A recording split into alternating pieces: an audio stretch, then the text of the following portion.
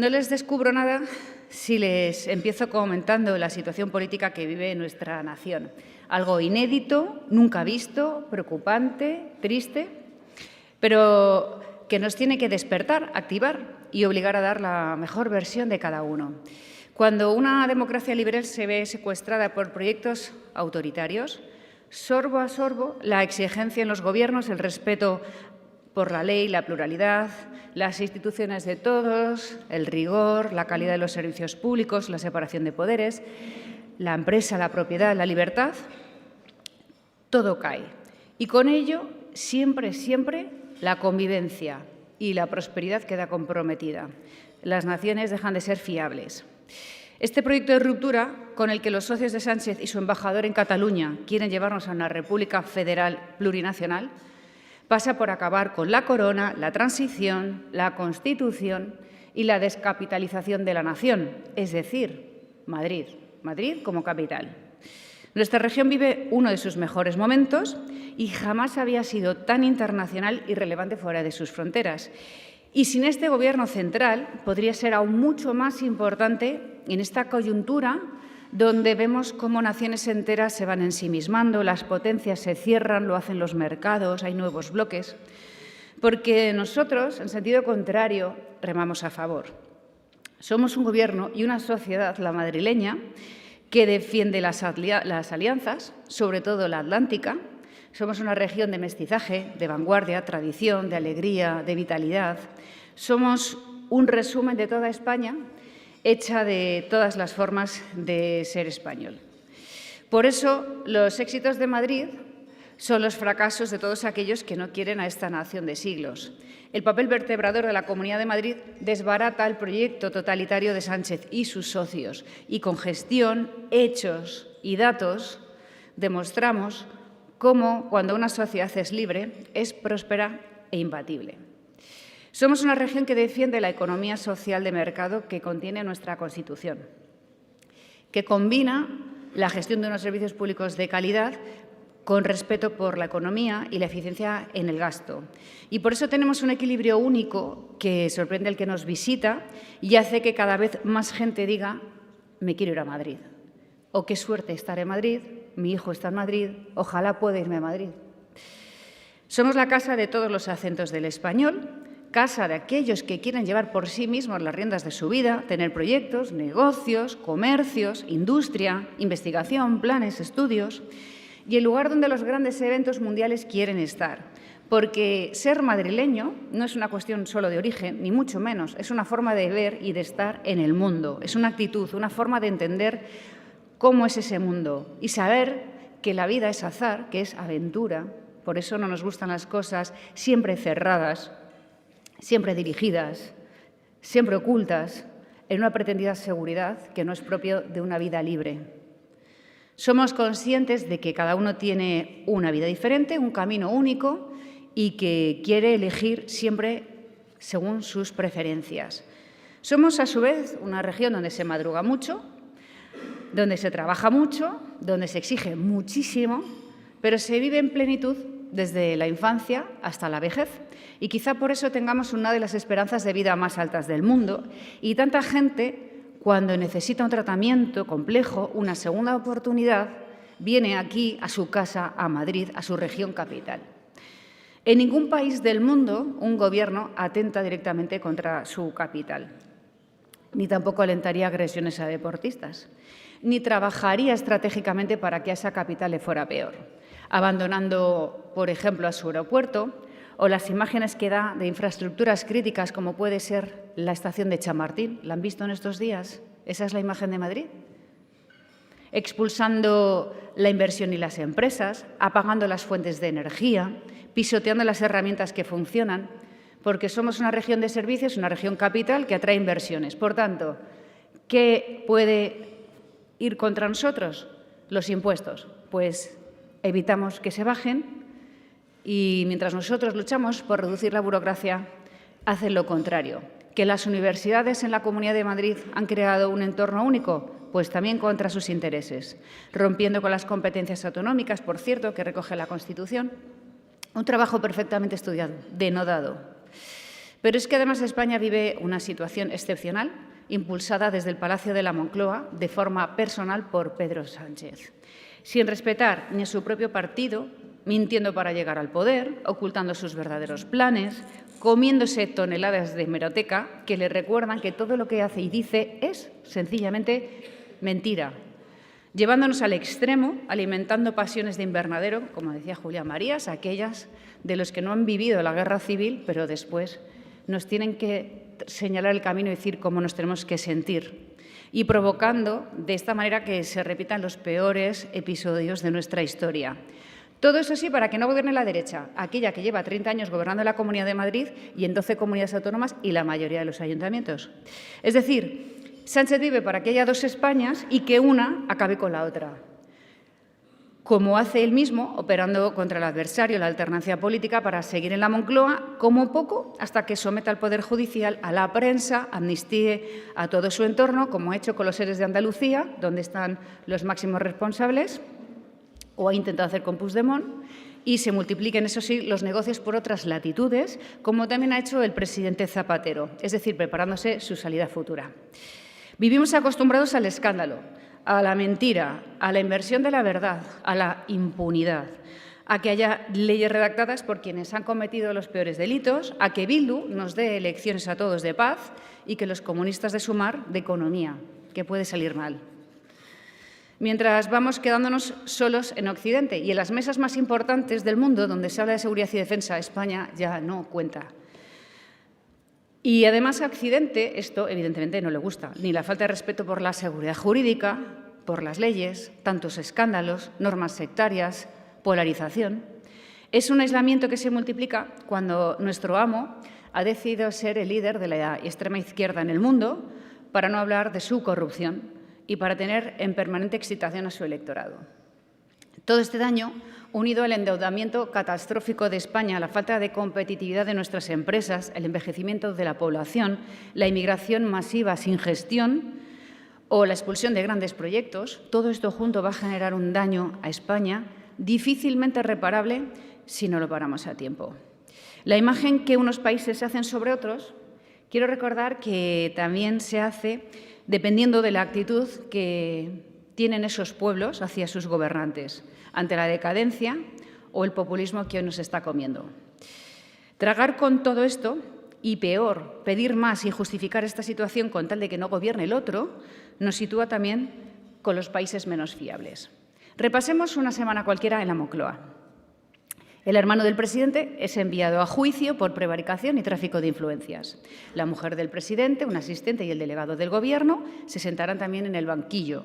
El último secretario de organización del partido, del presidente del Gobierno, lleva meses en Soto del Real y hasta la propia Fiscalía recomienda que de ahí no lo muevan. ¿Cómo será? El anterior ministro de Transportes, mano derecha del presidente del Gobierno y del partido, está siendo investigado por digámoslo posible, pertenencia a organización criminal, tráfico de influencias, cohecho, malversación. El fiscal general del Estado, que depende del amo y trabaja como ministro 23, para protegerles a todos desde dentro, tiene pendiente de fecha su juicio por revelación de secretos. Se sabe que había fontaneros de la Moncloa que trabajan para desprestigiar y para arredrar a jueces, que había cargos en la Diputación de Badajoz que crearon un puesto al hermanísimo que vivía en la Moncloa mientras Hacienda le protegía. No solo no le abría una inspección, le fabricaba informes tan sumamente falsos que nadie se atrevía ni a firmarlos. También está quedando demostrado que la mujer del presidente del Gobierno empleaba la Moncloa para sus proyectos particulares. Veremos hasta dónde llega esto en el juicio. Por ahora, el único sentenciado es el propio juez y sentenciado por el ministro de Justicia. La Moncloa es un culebrón caribeño. Pero también nos hemos enterado, después de un año de mentiras, de que las víctimas de violencia de género han estado desprotegidas de sus agresores con un sistema de pulseras que no funcionaba. Tengo entendido que las que sí lo hacían eran de origen israelí, pero eso habrá que confirmarlo. Lo que es evidente es que esta ministra debería dimitir sin esperar un solo día más. Y el servicio del AVE en Andalucía volvía a sufrir ya sus típicas incidencias. Ayer mismo, no hay que irse mucho más lejos. Se calcula que en los últimos 2 años los retrasos en la alta velocidad Madrid-Córdoba-Sevilla han afectado a más de 170.000 pasajeros.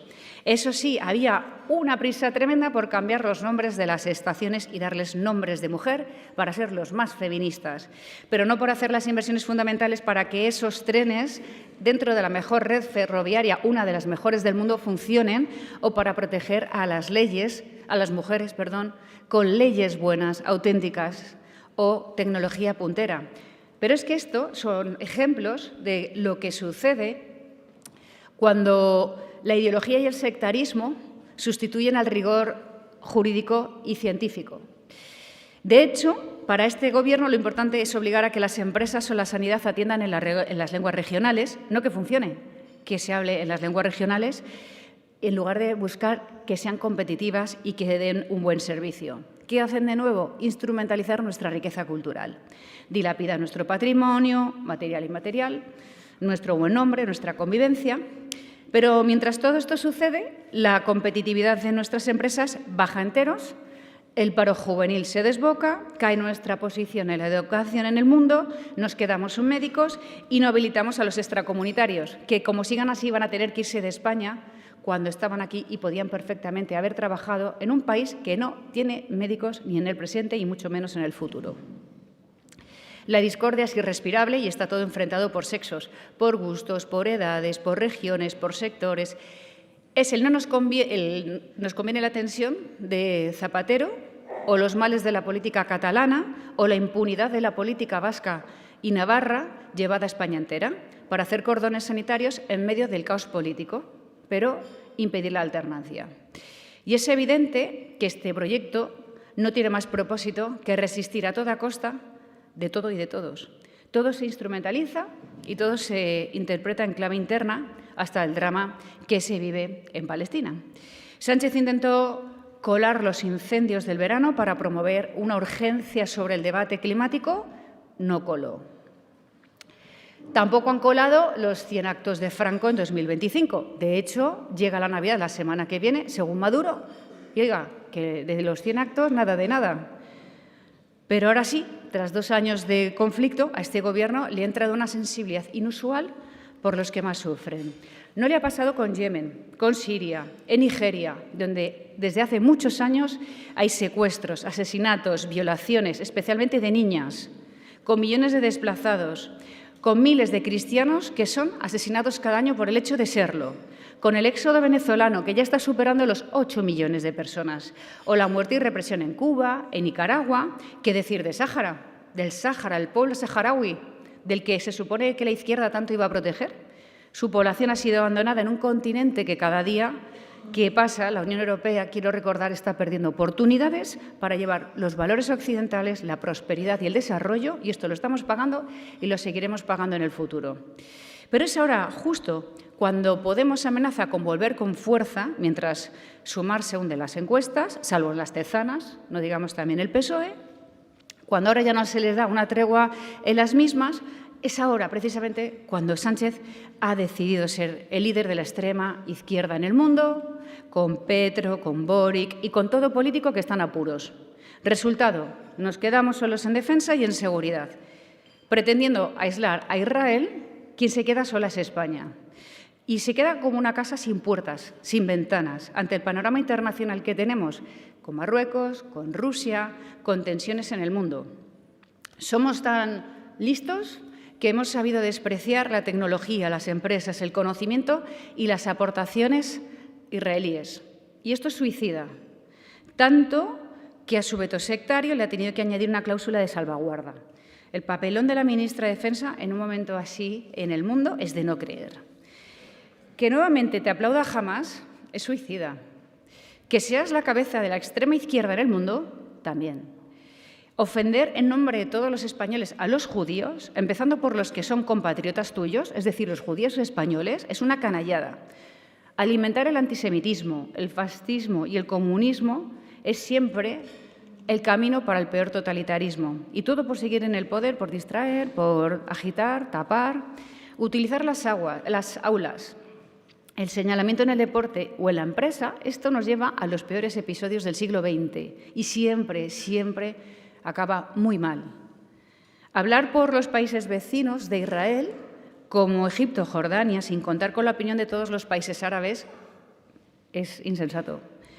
Como infantil y de política de baja estofa, es tratar con eslóganes y tics autoritarios el futuro energético de España, la falta de construcción de vivienda, los salarios bajos, la pérdida de proyectos estratégicos de nuestras mejores empresas como Navantia, la posición del puerto de Algeciras y todo con una falta de transparencia pasmosa, con el gasto público desbocado, jamás sin llevar los temas fundamentales de soberanía nacional al Congreso de los Diputados para pedir opinión, para escuchar, aunque fuera al principal partido, el Partido Popular, que es quien tiene más escaños.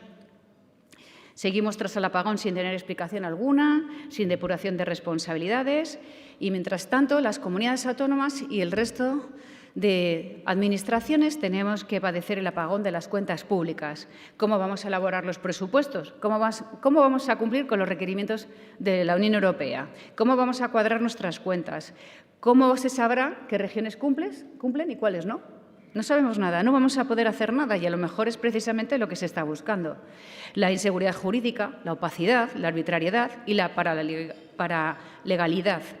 Que esto se haga estructural y que el pueblo español y que todos nos acostumbremos a esta decadencia. Y no se olviden, siempre se va a favor de las trampas de los independentistas y contra la legítima y leal autonomía fiscal. Queridos amigos, precisamente es ahora cuando hay que trabajar con más rigor y esmero, para que la España que conocemos no se olvide de qué es, de quién es, y para que nadie más se desanime y todo el mundo ayude a revertir este daño, para amparar a jueces y a fiscales frente a campañas que se orquestan desde el propio Estado, para que nuestro país tenga regiones escaparate en las que mirarse. El Gobierno de la Comunidad de Madrid es consciente del momento tan difícil que tenemos. Así lo sufre cada día cada uno de sus consejeros, que saben estar a la altura a pesar de todo esto.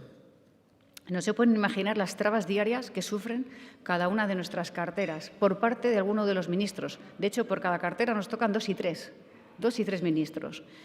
Todo trabas, todo a la contra, pero al menos nunca había habido tanta gente que nos daba las gracias en la calle y había depositado en nosotros sus esperanzas, porque saben la verdad, y la verdad es que esta región siempre ha estado al servicio de España, que somos el mejor lugar del mundo para vivir, que a lo largo de la historia hemos estado muchas veces al borde del precipicio, pero siempre hemos sabido salir de él. Aquí estamos. Y por eso es fundamental seguir apostando por una sociedad libre, adulta, culta, brava, y que lo sea ante las políticas tiranas, el empobrecimiento, estas políticas que son indignas, desvergonzadas, que lo carcomen todo. Una región para la que, además, tenemos numerosos proyectos que hemos presentado en el último debate del Estado de la región, con nuevos planes de choque para la vivienda, con una nueva ley de apoyo a la empresa familiar, un programa como el de Pueblos con Vida para que se pueda detectar a tiempo enfermedades, hacerlo de manera precoz, o para los pacientes con daño medular, salud mental, ELA, para rescatar las matemáticas del preocupante déficit de profesores. Sin matemáticas un país se queda sin ciencia y este es el futuro que le espera a España si no hacemos algo al respecto.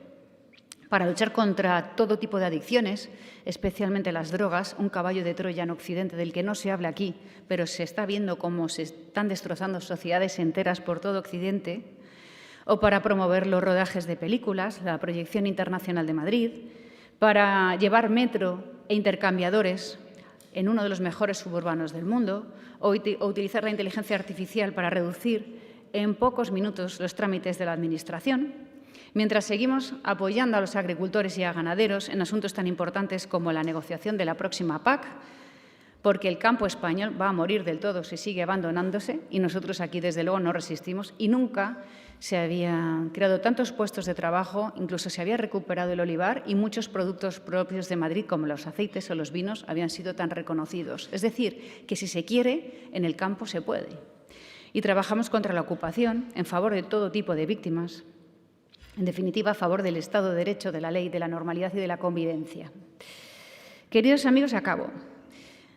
Ayer finalizamos el segundo foro de inversión de la Comunidad de Madrid, el mayor aglutinador regional de ideas, de empresas e inversores de toda España. En unos días, a su vez, comenzamos el Festival de la Hispanidad 2025. El año pasado atrajo a casi 700.000 personas. Es una referencia para una comunidad de más de 600 millones de almas que comparten una forma de ver la vida, un idioma, unas alegrías.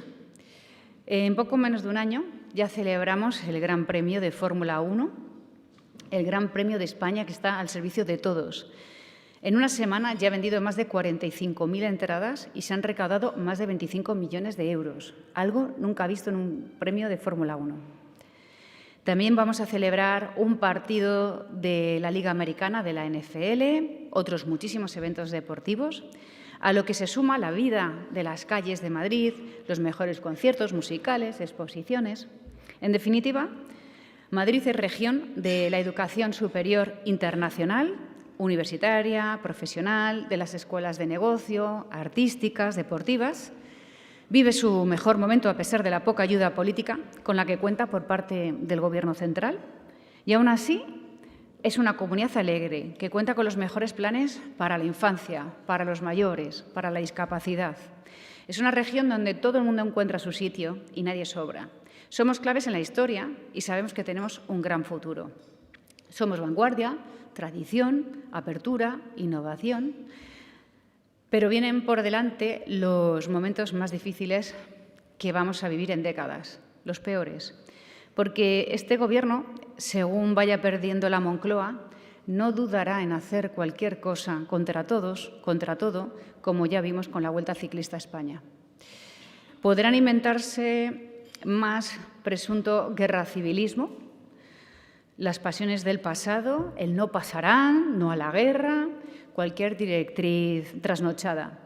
La inmensa mayoría de los españoles ni quiso en su momento ni quiere en estos vivir enfrentada en bandos, a puñetazos. Quiere vivir en libertad, con respeto, alegría, diferentes y unidos. Y van a intentarlo todo y costará sudor y lágrimas. Pero este proyecto de ruptura y ruina está acabado y lo sabe. Y España y los españoles no merecen esta situación. Desalojar del poder a un proyecto totalitario, así como así, es muy difícil. Se ha visto a lo largo de la historia. Nunca reconocen que ya tienen que dar un paso a un lado, porque solo saben tragar poder y más poder. Y tensarán aún mucho más la convivencia, acosarán, manipularán y harán todo lo posible para destruir todo aquello que se ponga por el medio. Pero tienen los días contados y saben que las urnas, sin trapa ni cartón, estas sí, las que no llevan cartón, van a enseñarle al peor gobierno que hemos tenido en democracia dónde está la puerta. Aprovecho para pedir que se lleven con ellos a Zapatero, que suficiente daño ha hecho ya a España. Uniremos a toda la gente buena, decente, que viva por amor y con ganas, y no odiando y resentida. La que sepa que vote lo que vote, lo importante es crecer juntos. Y esto lo tenemos que hacer por nosotros y por los que están por venir. Y contamos, por tanto, con todos para este proyecto ilusionante, porque somos la España de siempre, con más ganas que nunca. Muchas gracias.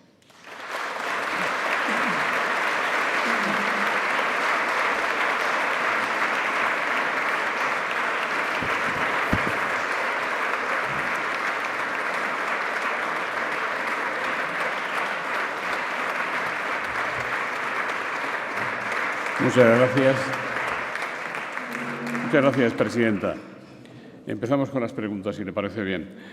Javier Carrera, de la cadena SER, dice que ayer el rey Felipe VI, ante el plenario de la ONU, calificó de masacre lo que está ocurriendo en Gaza. ¿Cómo valora sus palabras, las del rey? ¿Las comparte? Fernando Jáuregui, de Periodismo 2030, también le pregunta qué le ha parecido el discurso del rey en Naciones Unidas. Y Jaime Rull, de La Sexta, dice, ¿comparte el discurso del rey pidiendo que se detenga la masacre en Gaza? El presidente de la Xunta de Galicia, Alfonso Rueda, usó la palabra genocidio. ¿Lo comparte? Muchas gracias. Unos por republicanos y otros por populistas están siempre intentando desacreditar la figura del rey. Y siempre vuelven con lo mismo de el pueblo estar solo, solo quedamos nosotros, no nos representan, que esto es muy propio del siglo XX. Los más totalitarios en el siglo XX intentaron hacer lo mismo con la figura de la monarquía. Es una institución, es la institución que mejor representa a España, la que la une, y va a contar siempre con el trabajo leal, con el apoyo absoluto del Gobierno de la Comunidad de Madrid. ¿Cuál es mi opinión? La mía personal. Que ojalá entreguen a los rehenes cuanto antes, que Egipto y Jordania, que son los países limítrofes como el resto de los países árabes, se pronuncien, porque son quienes deberían decir algo en todo esto, digo yo, y que de esta manera nos digan cómo se crearía ese Estado, qué comprendería, en qué manos se dejaría y si seguiría insistiendo en que Israel hay que borrarlo desde el río hasta el mar. Entonces, en el momento en el que todo esto suceda, yo creo que la guerra acabará y ojalá sea cuanto antes. Lo cierto es que, ya lo he comentado anteriormente, ante los dramas que se viven por todo el mundo desde hace muchísimos años, que a nadie le ha importado, y llegan imágenes todos los días, y son muchos más países, Afganistán, Pakistán, no parece que el pueblo saharaui abandonado, como decía, no parece que a nadie les haya importado mucho. Y creo que lo que estamos es a pasar de pantalla y ponernos a la cabeza de debates internacionales para que no se hable de la corrupción que carcome al Gobierno. Y esto es lo que me parece lamentable. Eso sí, tenemos la felicitación nuevamente del grupo terrorista Hamás y ya les digo que esto España lo va a pagar por muchos años. Y quedarnos desprotegidos de la inteligencia, de las herramientas y del trabajo de cuerpos de élite como los que tiene Israel, lo pagaremos al tiempo. Lo pagaremos y ojalá esto no suceda. Y, por cierto, olvidamos que también hay muchos judíos viviendo en España y no tienen por qué ser ni perseguidos ni acosados por nadie. A partir de ahí, libertad de expresión y que cada uno manifieste lo que quiera ante una situación que evidentemente a nadie nos gusta. Desde el país también le preguntan si es partidaria usted de los dos estados. Isabel Alonso, de Informativos Telecinco, le pregunta si comparte la decisión de evitar a la Armada a escoltar la flotilla, de enviar a la Armada a escoltar la flotilla con ayuda a Gaza. Paloma Cervilla, de Oyotiz, ¿qué le parece que Sánchez envíe un buque de la Armada para apoyar a la flotilla que va a Gaza? En las últimas semanas, el presidente Sánchez y su Gobierno han puesto en marcha una campaña a todos los niveles para poner en el foco lo que está sucediendo en Gaza. ¿Considera que la campaña del presidente Sánchez responde a una defensa de principios y valores o hay detrás una estrategia política y electoral, en su opinión? ¿Cree que el señor Sánchez está recurriendo a la misma estrategia de no a la guerra, ahora valiéndose de lo que llama genocidio, que en 2024 llevó a la Moncloa a Rodríguez Zapatero? Sin ninguna duda, vamos, este es el no a la guerra 2.0. El presidente está buscando dónde hincar la pancarta para intentar tapar con grandes banderas la corrupción y los escándalos que le carcomen y que en cualquier país democrático del mundo hubiera hecho caer a su presidente y a todo el entorno. Lo de la flotilla me parece una teza nada más y, bueno, pues cada uno es libre de manifestarse, si es que nadie está en contra de esto. El otro día, cuando transcurría la Vuelta Ciclista, estuvimos acompañando el pelotón desde Alpardo hasta Madrid y a lo largo del camino, en los lugares donde no había organización previa y libremente los vecinos de otros pueblos se manifestaban, muchos con banderas de España, muchos apoyando a los ciclistas y algunas banderas de Palestina, la gente no se pegaba entre ellos, en convivencia cada uno manifestaba lo que quería. Es que eso es España. Lo que no es levantar a una contra la otra y arrinconar en debates que son, sobre todo, alimentados por quienes están apuros para salvar pantalla y que en todas las portadas se hable de lo que le conviene al presidente del Gobierno, porque él, que no respeta el legislativo ni el judicial, tampoco respeta al cuarto poder, que sería la prensa. Por tanto, en España los escándalos son de la dimensión y de la duración que el presidente del Gobierno dicta con el dinero de todos los españoles. Entonces, esto es en lo que nos estamos encontrando. Es simplemente pues, el no a la guerra. Y sobre la solución de los dos estados, hombre, a mí lo importante, lo que a mí me compete es la convivencia en Madrid. Que los judíos españoles sean respetados, que los israelíes no sepan que no todo el mundo los desprecia, ni muchísimo menos, que quien golpea a un deportista o acosa a estudiantes o a empresarios tiene un problema de totalitarismo él. Yo velo por la convivencia de todos aquí, somos de lejos y seguro que si vemos las cifras así verán, y por eso ahora el Gobierno de repente también está trasladando esas propuestas. Somos el Gobierno que más ha atendido a niños de Gaza, a población que procede de todos estos países, porque somos una región de integridad, luego de integración. Luego, a mí no me compete hacer la política exterior que tampoco nadie le ha pedido al presidente Sánchez. Pero si no fuera en el contexto de unos atroces atentados como los del 7 de octubre, este debate que se ha llevado 5 veces a la palestra y que nunca ha salido adelante porque los propios países árabes no lo han querido, bueno, si nos lleva a la 6ª vez en la que se puede decidir sobre los 2 estados, si uno reconociera al otro y, desde luego, los túneles de Hamás, se asegura uno de que ya no están preparados para intentar aniquilar a Israel, en ese contexto que yo lo vea, bueno, pues ya decidirán los países que forman las zonas árabes y la comunidad internacional la que decide. No el presidente del Gobierno, que como no respeta tribunal, ni norma, ni ley, ni verdad, pues ha decidido. En las próximas fechas vamos a ver en el banquillo de los acusados por la comisión de presuntos delitos a la esposa del presidente Sánchez, a su hermano y al fiscal general del Estado. ¿Cree que Pedro Sánchez está legitimado para seguir al frente del Gobierno de la nación?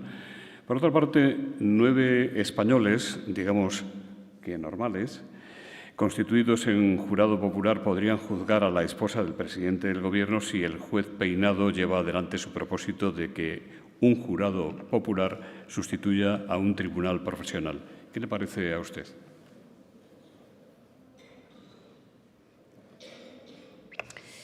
Creo que sobre si Sánchez está legitimado o no para seguir al frente, yo creo que es una respuesta que todo el mundo tiene clara, ¿no? Desde luego no va a ser la corrupción lo que le eche, es la corrupción lo que le ata, porque no puede moverse de la Moncloa hasta que no culmine la ley Bolaños, hasta que no amordace al Poder Judicial y no termine de carcomer la carrera fiscal, a quien quiero trasladar todo el apoyo, porque no se saben representados por el actual fiscal general, que produce bochorno a todos. No pararán hasta no quedar amnistiados todos los de su entorno, como pasó con los seres de Andalucía, que mirando a Puigdemont, quienes han quedado al final amnistiados son los de Andalucía. Y también acabar, por supuesto, con todos los jueces que hacen su trabajo y simplemente investigan la corrupción que le rodea.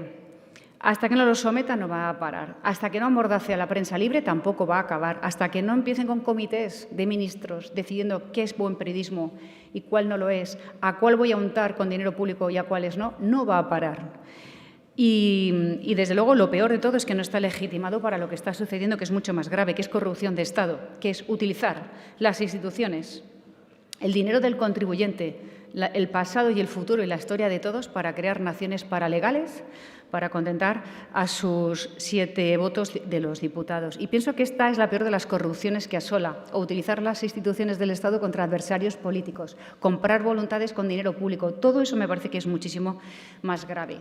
O hablar, por ejemplo, sin el aval del Congreso sobre política exterior, o gobernar como si tuviera una mayoría absoluta, para colmo despreciando a las Cortes, al principal partido de España, el que más votos tiene, al líder de la oposición, a Núñez Feijóo. Es que esto no legitima a nadie para seguir al frente. Y sobre el juicio, sobre la señora Gómez, yo nunca he visto un trabajo más denodado y calculado de los poderes del Estado contra un propio juez. Estamos en tiempo real, todos los días, en todo momento, siendo nosotros los jueces del propio juez. Y cada 2 por 3, como el que cuando corría Fernando Alonso y empezamos a hablar de los neumáticos de lluvia, ¡ay no, tendríamos que...! Ahora todo el mundo sabe lo que tiene que hacer cada juez. ¡Ay no, pues lo que ha hecho es muy, muy mal lo de Bolaños! Todos los días, a todas horas, ¿cómo será la persecución que está sufriendo, que ha tenido que querellarse contra ministros? Esto es algo nunca visto. Por tanto, el único que queda sentenciado ya es el juez de partida. Pues digo yo que esto no tiene, ¿no?, cabida en una democracia liberal, donde creemos en la separación de poderes. Begoña Alarcón, de Onda Madrid, le pregunta qué espera usted, presidenta, de la reunión de mañana con los portavoces parlamentarios ¿Confía en algún resultado constructivo después de haber escuchado ya a la oposición en el debate del Estado de la región y el pleno del pasado día 18? Bueno, en esas reuniones he de decir que hay como dos caras.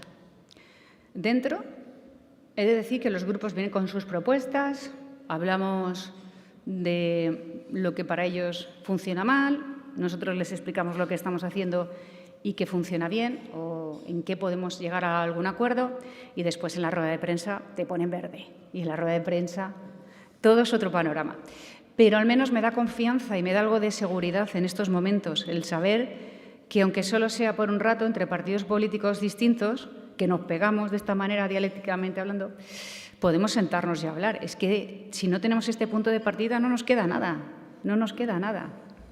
El hecho de sentarnos un rato y hacernos una foto juntos, darnos la mano y, bueno, pues discutir cada uno desde su perspectiva, a mí me da una cierta confianza. Es que hay que partir de algo. Antes esto sucedía con total normalidad y ahora es una rareza que un presidente reciba a los grupos de la oposición de manera continua para tratar los asuntos, en este caso regionales, que por lo menos no se rompan esos puentes.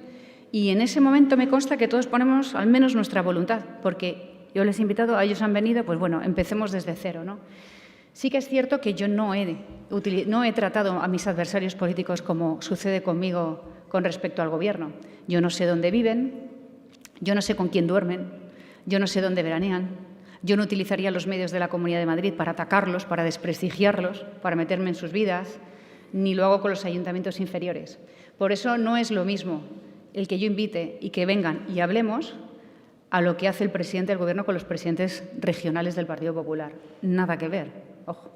No obstante, que haya un mínimo entendimiento, sigo pensando que es necesario, y aunque para mí no es un día fácil, porque luego al salir todo está mal, insisto en que yo al menos ese día siento que hay confianza en que hace no mucho esto era lo normal y no debería perderse. Ha compartido usted ya las primeras informaciones en torno a lo que puede considerarse un éxito, que la Fórmula 1 venga a Madrid. Lo anunció usted hace un año aquí y parece que se va a cumplir. ¿Teme ataques y escraches contra grandes eventos deportivos en Madrid tras las protestas violentas que obligaron a que no se pudiera finalizar la Vuelta a España en nuestra ciudad? Manifestaciones deportivas, eventos como puede ser precisamente la Fórmula 1. ¿Qué le parece el apoyo que hizo el presidente del Gobierno a esas protestas? Yo no sé en qué país del mundo civilizado un presidente jalea acosar y boicotear un evento deportivo y que los propios deportistas tengan miedo y pidan parar por esa situación de acoso. Si Pedro Sánchez cree que boicoteando la Vuelta Ciclista a España ha ganado algo, va muy equivocado, porque la Vuelta Ciclista a España vertebra nuestro país y todos los años los pueblos que tienen el lujo y el honor de ver cómo la Vuelta Ciclista pasa por su casa, por su pueblo, hace que esto sea evento de una semana. No hay otra cosa en el pueblo durante esos días que ver a los tuyos, tus casas, tus calles, en la tele y ver cómo el deporte pasa por ahí. Es una de las pruebas deportivas más queridas, más reconocidas, y eso lo saben bien los italianos, lo saben bien los franceses, por eso ellos no han utilizado bajo ningún pretexto, y digo yo que tendrán corazón también, no han utilizado el drama que se está viviendo en esta guerra para boicotear nada y menos contra deportistas. Esto, el daño que nos hace es tremendo, que en todas las televisiones del mundo se vea un país cuya capital permite que se golpee a deportistas, nos va a hacer un daño que va a ser durísimo. Creo que no soportan que el pueblo de Madrid sea feliz en las calles, que esté alegre y que haya eventos como estos. Espero que no suceda más. Espero que sus amigos de las Herricotabernas no vengan a Madrid a hacer nuevamente lo de la Vuelta Ciclista, porque se les va a volver en contra nuevamente. Tú no puedes ir contra todo y contra todos todo el tiempo. Y sé además que la sociedad madrileña, que somos un compendio de personas de aquí y de allá, lo que hacemos es celebrar en la calle muchas cosas, vivir en ella, y por mucho que lo intenten, no van a poder parar el momento único que vive esta región. Desde Solaria dicen que su propia compañía dispone ya de casi 1.200 megavatios asegurados para abastecer futuros centros de datos. Sin embargo, la implantación de estas infraestructuras se ve lastrada por la burocracia y la elevada carga fiscal. ¿Qué estrategia tiene prevista su Gobierno para agilizar los trámites, facilitar el acceso a la capacidad eléctrica y crear un marco fiscal competitivo que permita atraer nuevos centros de datos a la Comunidad de Madrid? Pedro González, de Atrayer, le pregunta si cree que la comunidad podrá sortear y sobreponerse a la desigualdad de trato del Gobierno central para su desarrollo en materia, por ejemplo, del suministro eléctrico para que los centros de datos se establezcan en Madrid. Le junto esta pregunta. Por un lado, hemos aprobado una modificación legislativa que reduce en 2 años los trámites para el desarrollo y puesta en marcha de líneas eléctricas. También pusimos hace ya unos años en marcha una línea abierta contra la hiperregulación, de manera que todas las trabas burocráticas innecesarias, obsoletas, duplicadas, se pudieran revisar e incluso eliminar en caso de mostrar que era así. Llevamos ya 500.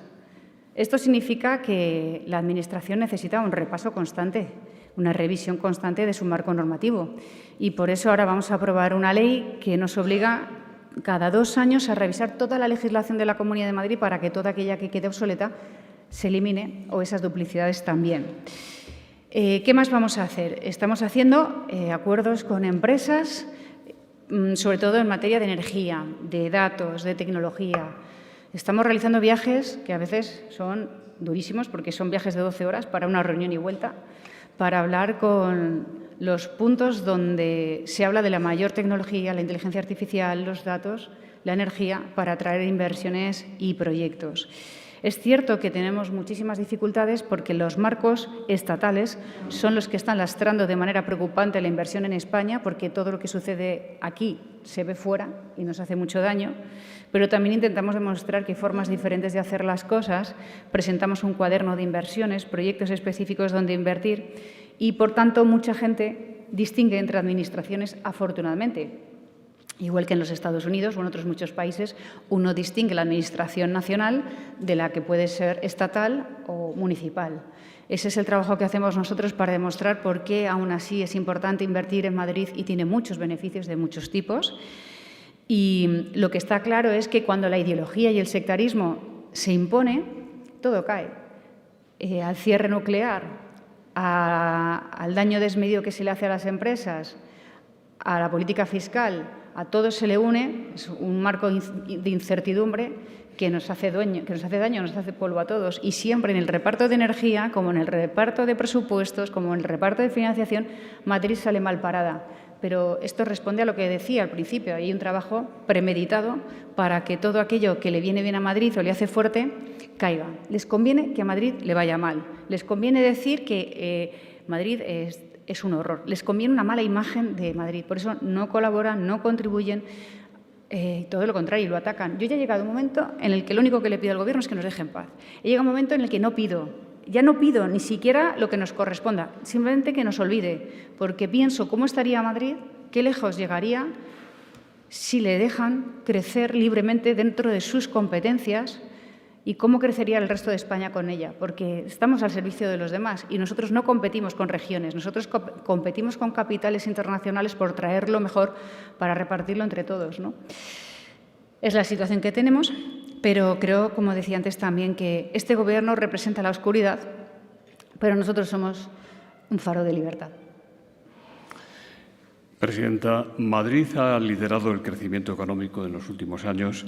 ¿Qué factores cree que explican esta posición de ventaja respecto a otras comunidades? La fiscalidad madrileña es uno de sus grandes emblemas. Y también le preguntan si considera sostenible mantener esa política en un contexto de desaceleración y con el debate sobre la financiación autonómica abierto. El Gobierno central critica en ocasiones el modelo Ayuso como dumping fiscal. ¿Qué responde a esos argumentos? Mariano Calleja, de ABC, dice: ¿qué le parece la idea del presidente de la Junta de Andalucía de rebajar impuestos si se tiene mascota o si se va al gimnasio? ¿Haría lo mismo usted en la Comunidad de Madrid? Afortunadamente, las comunidades autónomas tenemos margen dentro de nuestra autonomía para gestionar nuestros impuestos y la vida en cada comunidad autónoma es diferente. Por tanto, pretenden igualar donde no podemos ser iguales y, sin embargo, luego, para lo que les conviene, algunas regiones son plenamente autónomas, es más, independientes, aunque sea ilegal, y otras ni siquiera podemos tener nuestras propias leyes en universidad y demás. De hecho, por eso creo que el Estado de las autonomías bien empleado es bueno, porque se puede competir entre administraciones, porque cada uno puede aplicar las políticas que considera que son mejor y otros tomar nota.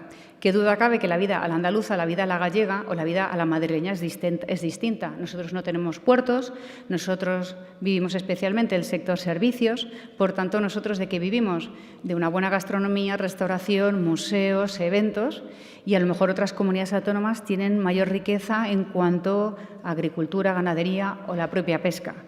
Intentar igualarnos es innecesario y cuando se habla de la riqueza cultural y la pluralidad de España es esto, es precisamente esto.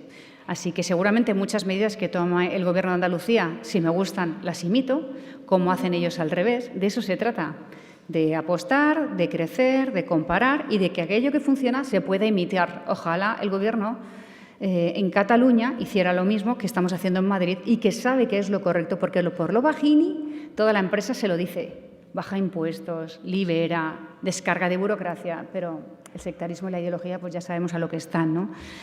Sobre por qué crece Madrid. Hombre, Madrid en los años 80 era la cuarta economía de España y hoy es la primera, en una nación que cada vez está más descentralizada. Luego digo yo que también por méritos propios tendrá esto algo que ver. Si tenemos en cuenta que somos una economía liberal y que en los últimos años ha crecido en torno a la empresa, a la pyme, a los comercios, y esa libertad que permite que todos los ciudadanos elijan libremente dónde abrir sus negocios, cómo desarrollarlos, sin tener que soportar el poder político constante y la política de la subvención como en regiones socialistas que lo matan todo, pues esto poco a poco hace que Madrid siga creciendo, que se convierta en un faro de libertad y un lugar donde todo el mundo quiera ir. Si nosotros no nos gastamos el dinero ni en embajadas, ni nos lo gestionamos o lo empleamos en malgastar eventos que no sirven de nada, o en dilapidar el empleo público para hacer política sectaria, como hacen en Cataluña los gobiernos catalanes, esto pues al final hace que los servicios públicos funcionen, que las cosas vayan a mejor.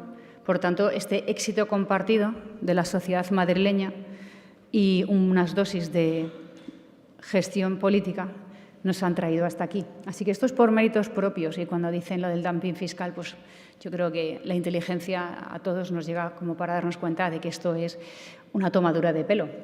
Nosotros somos la región que más aporta, nosotros sí que estamos dentro de un régimen común. Del 100% que recauda Madrid, quiero que todo el mundo sepa que el 80% va directo a la Administración General del Estado y nosotros solo tenemos un 20% para gestionar nuestros servicios públicos. De ese 20%, el 45% directamente se va a sanidad pública. Por eso, cuando dicen lo del dumping, esto lo único que es cara duras. Cara dura que dice que nos tienen que igualar a todos a la baja y que si a Madrid le funciona y le va bien por bajar impuestos, que no lo pueda hacer, porque eso es el independentismo y el nacionalismo, no es el amor a lo propio, sino el odio a lo ajeno. ¿Cómo hacemos que a Madrid le vaya mal? Simplemente es eso, porque nosotros no tenemos costa. Nosotros no estamos a 2 horas del resto de Europa. Madrid tiene también sus dificultades. Madrid en los años 80 y 90 pues no era lo mismo. Si ha llegado hasta aquí, digo yo que su sociedad habrá contribuido algo en ello. Esa falta de respeto por la verdad y esa falta de rigor pues se lo compra quien quiera que le vaya mal a Madrid, pero eso es por otros motivos.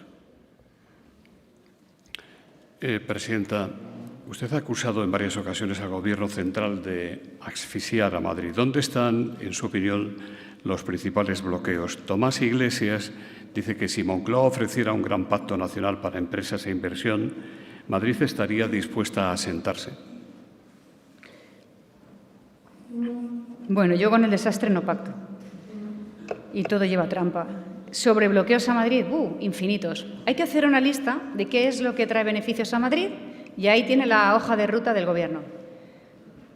Una baja fiscalidad atractiva al servicio de España. Por tanto, nos han impuesto el impuesto de patrimonio de manera retroactiva, es decir, traidora, en una ley un 28 de diciembre con una enmienda que estaba emboscada en otra ley que nada tenía que ver. Eso a Madrid nos dio una imagen tremenda, a España entera, como país poco confiable que manipula el sistema tributario a conveniencia de los políticos. La falta de previsión de energías. El cierre de Almaraz solo perjudicando a Madrid. A ver cuándo hacen lo mismo en Cataluña o a ver cuándo la vicepresidenta Rivera mantiene el mismo discurso dentro y fuera de España. Grandes eventos deportivos. Ahí tiene lo de la Vuelta. La imagen cuando alguien llega a Madrid, ¿qué tiene que encontrarse? Las colas de Barajas, los sin techo o el destrozo de la estación de Chamartín. Es decir, ¿qué más le puede venir bien a Madrid? Ser un espacio universitario como nunca antes. Pues ahora hay que enfrentar a la universidad pública con la privada.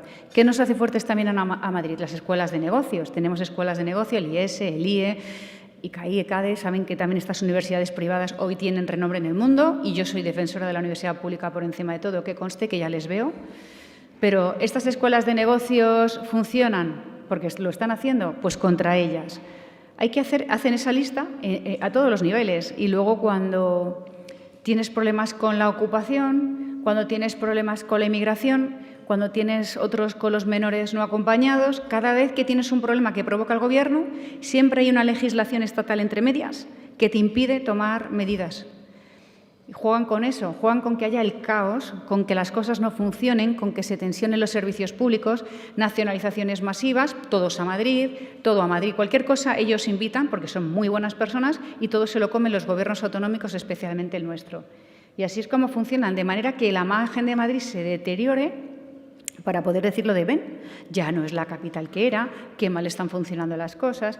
Ese trabajo es evidente y además sé de proyectos que ahora mismo no puedo decir porque si no le entra una inspección fiscal o de trabajo a la empresa que sea, pero me consta de empresas que querían venir a Madrid con proyectos y los han bloqueado. Y el Gobierno ha dicho, a Madrid no va. Y entonces ha dicho la empresa, pues no voy a España, pues que no venga. Y de eso así de veces. Ya lo contaré en su momento. Es así todos los días, todo el tiempo. Todo el tiempo. Oiga, nunca hablan de Madrid bien, nunca intentan aprovechar para, no sé, defender la capital allá donde están. Todo lo contrario. Es una pena. En la Asamblea de Madrid usted tiene mayoría absoluta, pero en otros territorios el Partido Popular depende de Vox. ¿Cuál cree que debería ser la relación del Partido Popular con Vox en el futuro inmediato? ¿El modelo Ayuso es compatible con pactos con Vox en comunidades y ayuntamientos? Lázaro Delgado dice que Iván Espinosa de los Monteros, es Vox, presenta mañana su think tank, lo que muchos consideran como preludio posible de un nuevo Vox. ¿Lo ve usted así? Realmente no sé sobre el think tank ni la vida que llevará. Sí que evidentemente deseo que le vaya bien y además tengo una buena opinión personal de Espinosa de los Monteros, pero somos proyectos diferentes y no sé si en el futuro habrá algún movimiento. Ahora yo lo desconozco. Lo que tengo claro es que no podemos vivir en el sufrimiento. El otro día, siempre pongo este ejemplo, entrábamos en la Asamblea de Madrid, teníamos que votar un asunto muy peliagudo que se presta mucho a demagogia porque todos los asuntos importantes no se pueden tratar desde blanco o negro, todo lleva muchos matices, la realidad es mucho más compleja que un tuit, ¿no? Y entonces hablaba con mi portavoz y el secretario general, con Alfonso Serrano y con Pachi, y decíamos, ¿qué podemos votar en esto? ¿Qué pueden decirnos? ¿Cómo nos va a desgastar? Entonces les dije, mira, tenemos primero mayoría absoluta. Eso significa que tenemos libertad. Libertad para gobernar para todo el mundo, pero bajo un criterio, no bizqueando, intentando contentar a todo el mundo. Por tanto, pensad qué es bueno, qué es lo sensato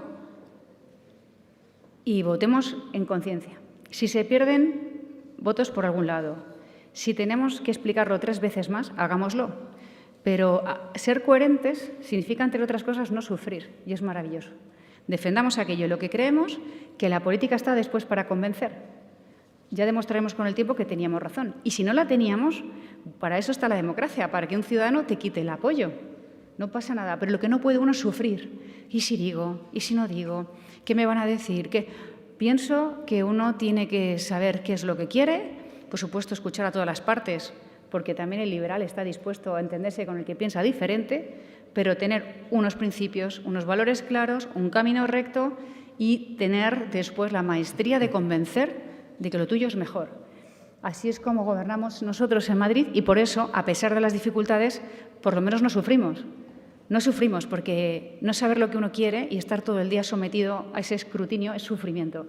Y sería un pecado que teniendo mayoría absoluta se sufriera. Lo que hay que hacer es hacer las reformas importantes ahora que se puede, intentar ensanchar al electorado en Madrid y convencer a más gente cada vez mejor para que, siendo libres, podamos ser siempre justos en las decisiones que tomemos. Pienso que es lo que hay que hacer. Agustín Campillo dice que le pregunta qué opinión le merece la calificación de supuesta pertenencia a banda criminal que están atribuyendo a su novio. Bueno, esa es la acusación del PSOE y de Más Madrid, de mis adversarios políticos, que están personados en una inspección fiscal. Ahí está la credibilidad de la acusación y ahí tienen todos los titulares durante todo el tiempo que quieran. No la de Ábalos ni la de Cerdán, esos no son organizaciones criminales. Sí. Hemos leído y escuchado muchas voces críticas con la línea editorial de la parrilla de Radio Televisión Española. ¿Qué opina sobre esta situación? ¿Considera usted también que hay un control de contenidos por parte del Gobierno en el ente público? ¿Qué les diría a los que señalan que Telemadrid, la televisión pública de la comunidad, está más mediatizada todavía que Radio Televisión Española? En fin, yo no sé si hay alguien en esta sala que dude de que Radio Televisión Española se ha convertido en la prensa del régimen, desde la mañana hasta la noche. Yo ya les dije un día en tono de sorna que porque no me creaban un canal solo para mí, porque desde que se levantan hasta que se acuestan no hay otro presidente autonómico, no hay otro problema en España y además nos utilizan como espejo para intentar justificar todo lo que hace el amo. Pero el problema fundamental aquí es que esto se está realizando con el dinero de todos, en plena deslealtad con las cadenas privadas, porque dicen lo público. Los que dicen de lo público suelen ser los que viven de lo público para que lo público no funcione. No digamos en Radio Televisión Española, ha habido corrupción en las oposiciones. ¿Alguien ha oído hablar nuevamente del tema? En absoluto. ¿Alguien sabe cuántas productoras están ahora mismo beneficiándose de la cadena pública? ¿Alguien sabe en qué portal de transparencia están los sueldos de las cargas públicas que lo gestionan y que hacen de periodistas? Porque yo soy un cargo público, pero ellos son una carga pública que cobran 5 veces lo que yo. ¿Alguien sabe dónde está en un portal de transparencia lo que cobran, de dónde vienen? Porque a los medios de comunicación privados de este país les van a poner en el escrutinio para ver quiénes son los editores, qué patrimonios tienen y quién está detrás de cada medio. ¿Lo van a hacer con todas las productoras? ¿Alguien sabe la relación que tienen las productoras de Radio Televisión Española con las de otras cadenas? Qué casualidad que el mismo contertulio esté en 3 sitios, luego escribe un libro, luego le presenta a Zapatero en el Ateneo, pero luego es el que le devuelve no sé qué y tiene el primo colocado en no sé qué empresa. Es una mafia absoluta lo que está carcomiendo un ente público que con sus viernes negros y sus momentos de gran criterio, es cierto que tiene también muy buenos profesionales que están apestados y hartos y abochornados de lo que está pasando, que han llegado periodistas a última hora cobrando lo que nunca cobró nadie allí y lo peor que se puede hacer siendo prensa del régimen, porque la prensa del régimen es la que recibe el argumentario y en coordinación con otras todos los días a la misma hora dice exactamente lo mismo, moviendo el eje mediático, lo de la opinión sincronizada. Pero que eso se haga desde la televisión es lo que a mí me sorprende y deja en clara desventaja a las cadenas privadas que no reciben la misma información, que no son tratadas de la misma manera por el Gobierno y yo creo que sobre todo está ahí, ya no para ser más cercana o no a lo que haga un Gobierno, es que sobre todo lo que hace es activismo y lo que hace es recordarle a una parte del electorado que por muy mal que lo haga Sánchez, no gobiernan los otros, que los otros son tan odiosos y Franco está tan vivo que hagan lo que hagan, hay que seguir votando a Sánchez, sí o sí, hagas lo que hagas. Y luego, además, hay también una red de productoras, de producciones audiovisuales, de subvenciones, sin ninguna transparencia. Pero muchas de las películas que ves hoy, sobre todo en plataformas audiovisuales, cuando ves según qué empresas o si la cadena pública está formando parte del patrocinio, ya directamente ves desde el comienzo hasta el final el sesgo de la propia película o de la propia serie. Ahí invito a las productoras audiovisuales y a las plataformas para que lo vea cada uno y libremente saquen sus conclusiones. Presidenta, muchas gracias. Le voy a dar un último turno, como solemos hacer, para sus mensajes finales, pero permítanme que le ofrezca el micrófono primero al doctor Luis Mayero para que intervenga en nombre de Asisa, uno de los patrocinadores, junto con Solaria, que ha estado representada hoy por don Antonio González Terol.